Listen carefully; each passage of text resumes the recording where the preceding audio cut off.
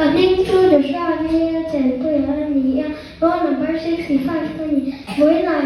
mi tumur mai American mi gan kaning hama chanchin karon sai do nani gan kaning hama chuno bang ka chak tak ani a skula mi te ponan phak re lova are ruin khowe la ka chak ber ka le ni do ati a ni khachu gan ata sikul chu akam ta vak maya gan apona takin ake akam doctor te na chanan shoi ta a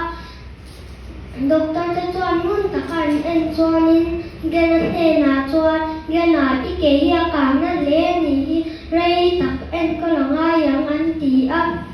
gena chuan ka kam le thei nge ma ti a doctor te chuan atam le thei to lo tu thu an shila gena chuan lungai em a doctor te thu soi cho ngai khadu hek lova doctor te chuan kan thei lo ma la ikal thei don thawa lo an ti a huna local zela gena pu mon ka ina local ve thei ta a kal mai du tok lo vi tlana tum ta a huna local le a gena chu tak tak ina local ne thei ta a